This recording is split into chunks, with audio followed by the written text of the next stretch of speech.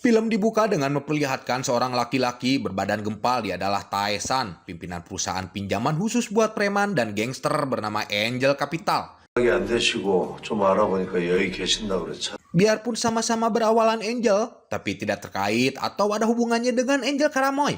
Kita lanjut, perusahaan ini tidak pernah membiarkan nasabahnya telat membayar apalagi sampai pinjamannya macet. 사장님 같은 깡패들 조직 폭력배. Bahkan orang yang lagi di penjara sekalipun kalau memang telat bayar bisa dikeluarkan agar bisa ditagih. Salah satu nasabah mereka, seorang gangster bernama Yang Su yang mendapat masalah dan harus dipenjara. Memiliki hutang di perusahaan yang dipimpin Tae-san yang sudah jatuh tempo. Tae-san datang ke penjara meminta pengembalian uang beserta bunganya. Yang sudah telat beberapa hari, Yang Su mulai mengelak dengan kewajibannya. Dia berkata akan membayar setelah keluar penjara.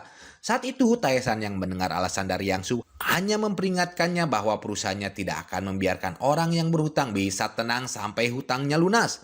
Kemudian dia meninggalkan Yang Su yang wajahnya tiba-tiba berubah menjadi pucat. Kemudian dia menelpon anak buahnya untuk membebaskan Yang Su dengan membayar jaminan. 주더라. 조영수 입금해. Nih, sebagai informasi, Tae-san mempunyai nama panggilan ketua oleh orang-orang yang mengenalnya. Tapi dia bukan seperti ketua partai di negeri Konoha yang lebih mementingkan partainya daripada rakyatnya. Ya sudahlah, kita lanjut.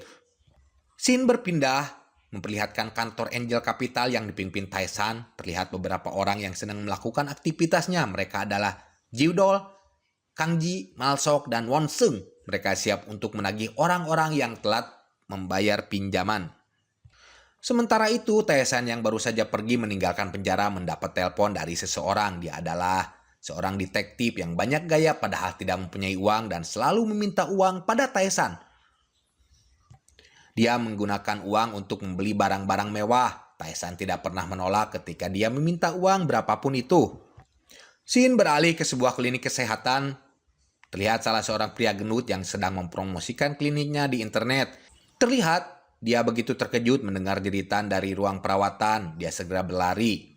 Terlihat salah satu pasien pingsan setelah mendapatkan perawatan ilmu kretek sebagai metode penyembuhan. Sementara itu, seorang perempuan yang memakai jas putih seperti seorang dokter hanya tersenyum setelah melihat pasiennya itu pingsan. Dia adalah Bang Lo. Salah seorang pasien melihat pasien lainnya pingsan langsung mau kabur. Dani berusaha menghalanginya, tapi pasien itu bersikeras tidak ingin diobati. Beberapa saat kemudian, Dani yang lagi ngomel-ngomel pada Bang Lo kaget melihat pasien yang tadinya pingsan sudah terlihat sehat kembali. Dengan gaya sotoynya, Dani memberitahukan bahwa ada pantangan agar sakitnya tidak kambuh. Sementara itu, salah satu pasien yang lumpuh hanya bisa pasrah ketika Bang Lo mendekatinya dan melakukan pengobatan.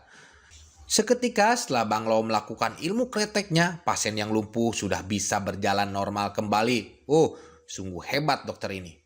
Kita kembali di mana sang detektif yang telah membelanjakan uang yang cukup mahal hanya untuk beberapa pakaian terlihat berjalan menuju salah satu gedung.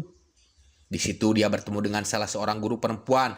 Dia adalah Mir dan menyerahkan barang-barang yang dibeli dari uang yang diberikan Tae-san. Mir juga mengetahui barang yang dibelinya berasal dari uang pemberian Tae-san. Namun Mir tidak ingin menerima pemberian itu. Entah mengapa dia tidak ingin menerimanya. Terlihat Mir seperti tidak senang dengan kedatangannya. Entah apa yang mereka bicarakan. Tidak lama Mir meninggalkan detektif itu begitu saja. Mir berjalan kembali ke kelas. Setelah berhenti sejenak, memperhatikan kalung yang dia pakai, dia berjalan kembali menuju ruang kelas. Scene beralih di mana Yang Su yang sudah bebas sedang berkumpul bersama anggota gengnya. Tiba-tiba teleponnya berbunyi. Suara di telepon yang dia kenal membuat raut wajahnya berubah dari yang tadinya hitam makin tambah hitam. Diceritakan, Tae-san menuju tempatnya Yang Su untuk menagih utang yang telah berjanji akan dibayarkan setelah dia keluar dari penjara. Singkat cerita, Tae-san yang sudah berada di tempatnya Yang Su, dia disambut anggota geng Yang Su yang mencoba menghalanginya. Dengan gagahnya, Tae-san menghadapi begitu banyak orang. Namun, keahlian berkelahinya tidak sebanding dengan orang-orang Yang Su yang masih level 1. Setelah mengalahkan semua anggota geng Yang Su, Tae-san berjalan santai menuju kantor di mana Yang Su bersembunyi.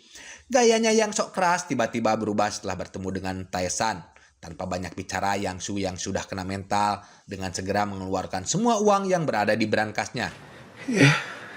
Okay. Di tempat lain, Kang Ji bersama temannya menuju salah satu gedung di mana salah satu nasabah yang telat membayar dan selalu menghindar ketika ditagih. Seperti biasa, acara nagih-menagih tidak mudah. Setelah drama perkelahian yang mudah bagi Kang Ji dan rekannya,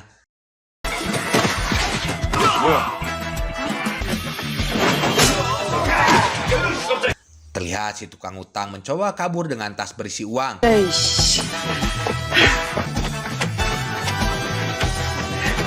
Tapi tidak semudah itu untuk kabur dari mereka. Secara kebetulan, Dani yang lagi jalan-jalan malam di belakang gedung ditabrak si tukang hutang. Bukannya Dani yang terpental, malah yang menabrak terpental jauh hingga terjatuh. Malsok yang mengejarnya tidak tinggal diam. Kakinya yang panjang tapi tidak pendek mendarat di muka si tukang hutang sampai dia pingsan. 돈가방 챙겼다. 오케이. Scene beralih di mana Taesan terlihat berjalan menemui pedagang makanan pinggir jalan. Seorang nenek tua terlihat sangat senang ketika dia dikunjungi Taesan. 아저씨! Mereka terlihat sangat akrab seperti seorang teman lama. Setelah memesan makanan untuk anak-anaknya di kantor, Taesan ingin memberikan segepok uang namun selalu ditolaknya. Si nenek terus menolak uang yang diberikan oleh Taesan.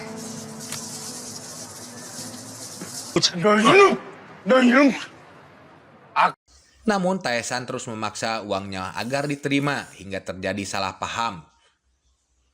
Seorang kakek yang sedang berada di dekatnya mengira Taesan sedang memeras si nenek. Namun setelah mereka bercerita dan dikenalkan oleh si nenek, ternyata mereka pernah bersama ketika mereka muda. Setelah membeli makanan, Taesan kembali ke rumah yang dijadikan kantor juga merangkap klinik yang dikelola Dani.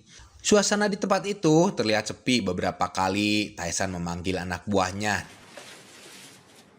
강재야! Namun tidak ada jawaban. Setelah meletakkan makanan untuk anak-anaknya, dia masuk ke sebuah ruang yang terlihat seperti ruang kerja pribadi. Dia membuka brankas di mana dia menyimpan semua uang dan emas. Scene beralih memperlihatkan beberapa orang berpakaian hitam di sebuah gua sedang melakukan seperti pemujaan. Terlihat seorang aki-aki yang berwajah menakutkan. Dia adalah Samin, menempelkan tangannya di dinding gua sambil berkomat-kamit. Bersamaan dengan itu, dinding mulai bergetar dan mengeluarkan cahaya beserta asap hitam. Tiba-tiba, terlihat sosok seperti manusia keluar di antara celah-celah batu.